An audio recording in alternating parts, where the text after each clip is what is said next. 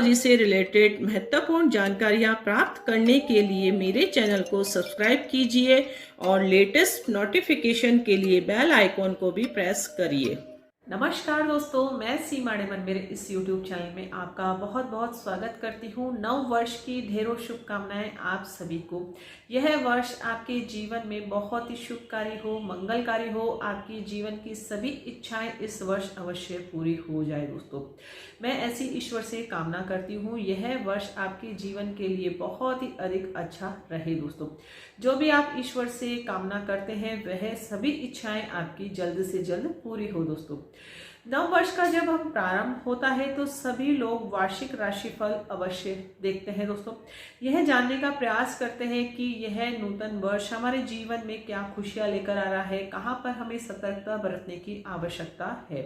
जब भी हम राशिफल देखते हैं तो हम बहुत अधिक खुश हो जाते हैं, क्योंकि उसमें बहुत अधिक अच्छी अच्छी बातें भी बताई जाती हैं कि जॉब की प्राप्ति के आपके योग है कि नहीं है, आपका स्वास्थ्य अच्छा है कि नहीं है, आपकी शादी के योग बन रहे हैं कि नहीं बन रहे हैं, संतान पक्ष से आपको अच्छा रिजल्ट प्राप्त होगा कि नहीं होगा, धन प्राप्ति के आपके कितने योग बन रहे हैं, सब कुछ हम वार्षिक राशिफल के अंतर्गत मेंशन करते हैं। और जब राशिफल बनाया जाता है तो गोचर के अनुसार राशिफल बनाया जाता है। गोचर का मतलब होता है एट प्रेजेंट ग्रहों की स्थिति क्या है। एट प्रेजेंट ग्रहों की स्थिति का मतलब है कि जितने भी हमारे नव ग्रह हैं वह कौन सी राशि में भ्रमण कर रहे हैं दोस्तों। जब भी हम वार्षिक राशिफल तैयार करते हैं तो बड़े बड़े जो ग्रह होते हैं जो बहुत अधिक समय तक एक ही राशि में रहते हैं उनको ही अधिक फोकस किया जाता है। अन्य ग्रहों की स्थिति भी देखी जाती है, लेकिन अन्य ग्रहों जब छोटे अंतराल में अपना राशि परिवर्तन कर लेते हैं तो उनका शुभ और अशुभ प्रभाव हमारे जीवन में देखने को प्राप्त होता है। हम भली भांति जानते हैं कि गुरु ग्रह एक साल में अपना राशि परिवर्तन करते हैं, शनिदेव 2.5 वर्ष में अपना राशि परिवर्तन करते हैं, राहु केतु 18 महीनों में अपना राशि परिवर्तन करते हैं, बुध देव 27 दिनों में अपना राशि परिवर्तन करते हैं, मंगल देव 1.5 महीनों के अंतर्गत अपना राशि परिवर्तन करते हैं। इसी प्रकार से चंद्रमा सबसे फास्ट प्लैनेट्स होता है जो कि 2.5 दिन में भी अपना राशि परिवर्तन कर लेता है। इस प्रकार से जब ग्रहों की स्थिति क्या है उसके अनुसार हम आपके लिए वीडियो तैयार करते हैं, राशिफल तैयार करते हैं दोस्तों। लेकिन इस राशिफल का आपके जीवन में कितना परसेंटेज आपको अच्छा परिणाम प्राप्त होगा कि नहीं होगा, सब कुछ हमारी कुंडली पर डिपेंड करता है। तो मैं आज इस वीडियो के माध्यम से आपको यह बताने का प्रयास करूंगी कि ये जो आप राशिफल देखते हैं उसे आप अपनी कुंडली पर कैसे अप्लाई करें। सपोज एक एग्जांपल मैं आपको देकर बताती हूँ। जैसे हम जानते हैं गुरुदेव अभी 11 नंबर राशि में गोचर कर रहे हैं। 11 नंबर का मीन्स है अभी कुंभ राशि में गोचर कर रहे हैं। कोई सी भी लग्न कुंडली आपकी बनेगी, हम जानते हैं 12 लग्न कुंडलियां ही होती है, उसके अलावा 13वां लग्न कुंडली नहीं होती है, यानी कि 12 राशियां ही होती है, उसके अलावा 13वां नंबर पे कोई राशि नहीं होती है। तो कोई सी भी लग्न कुंडली बने जहां पर भी 11 नंबर लिखा है गोचर में गुरुदेव वहां पर स्थित है।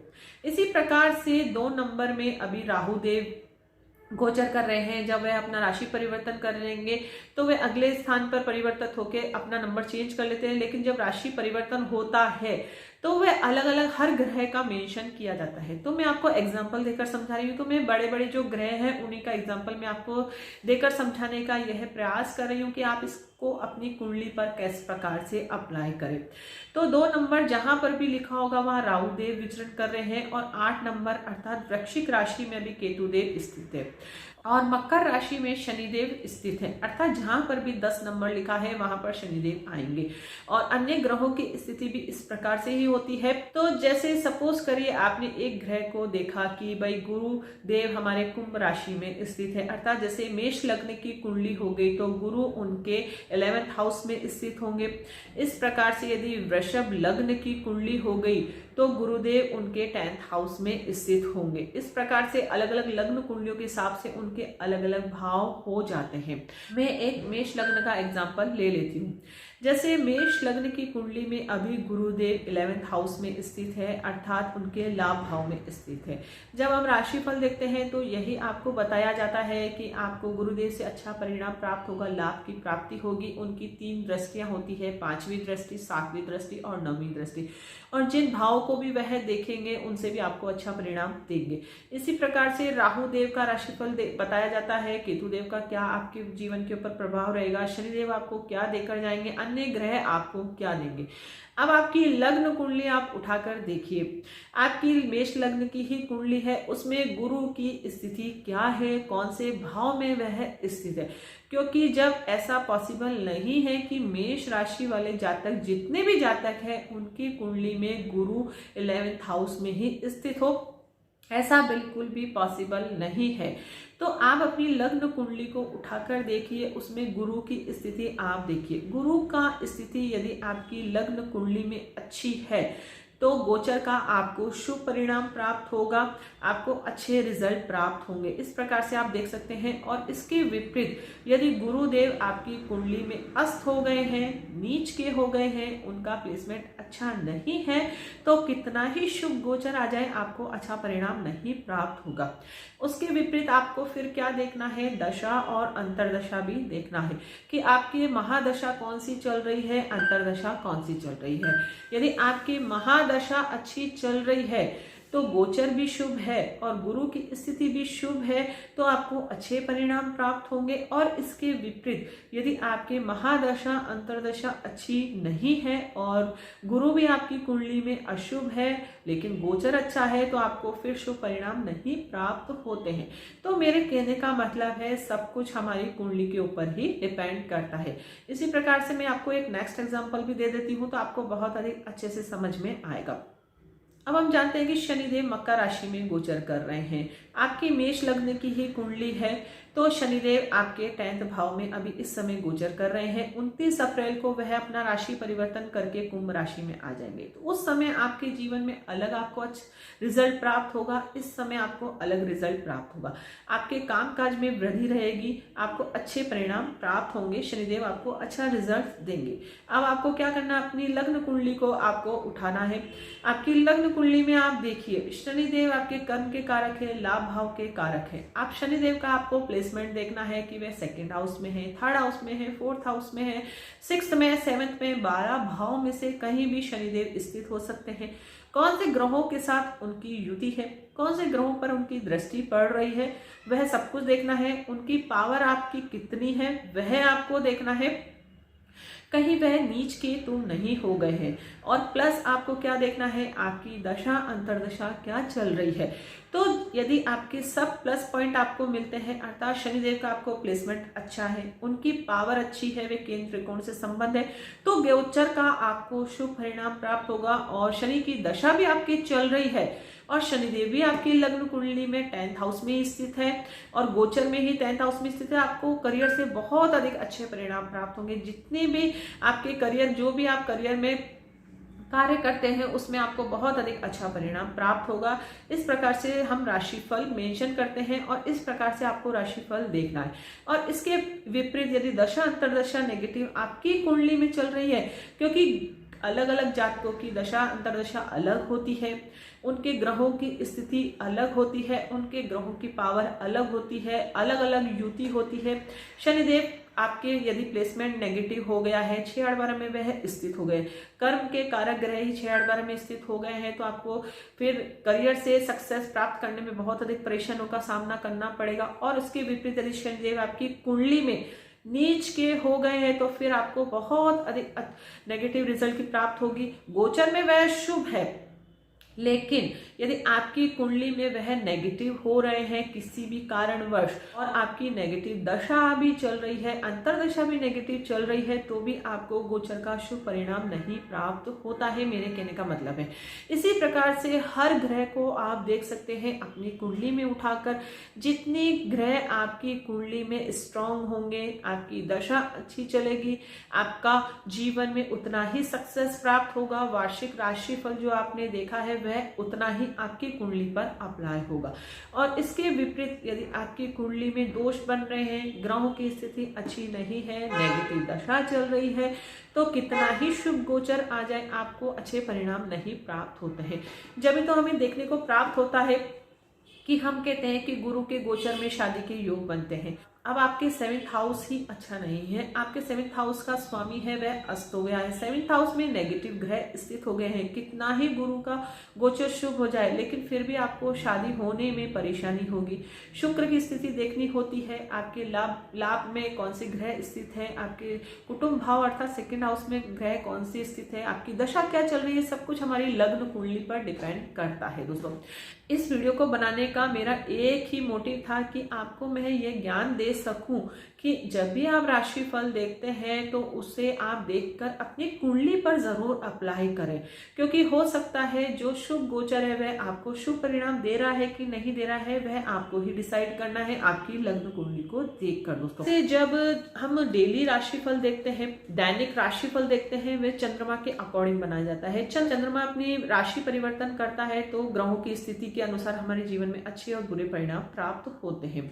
तो सब कुछ हमारी लग्न कुंडली पर ही डिपेंड होता है। दोस्तों आपको बिल्कुल भी घबराने की जरूरत नहीं है। यदि आपके जीवन में कोई भी परेशानी है, आपकी लग्न कुंडली कमजोर है, आपकी भाव चलित कुंडली में भी ग्रहों की स्थिति अच्छी नहीं है, आपकी कुंडली में राजयोग बन रहा है लेकिन फिर भी आपको राजयोग जैसा फल नहीं प्राप्त होता है, क्योंकि हो सकता है वह ग्रह आपकी निर्बल अवस्था में हो अर्थात उसकी पावर कम हो, पाप ग्रहों की दृष्टि उसके ऊपर पड़ रही हो, नवमांश में वह नीच का हो गया हो, भाव चलित में उसने ग्रह स्थित अपना राशि परिवर्तन कर लिया हो, क्योंकि कई राजयोग तो हम भाव के अनुसार देखते हैं, कई राजयोग युति के अनुसार होते हैं।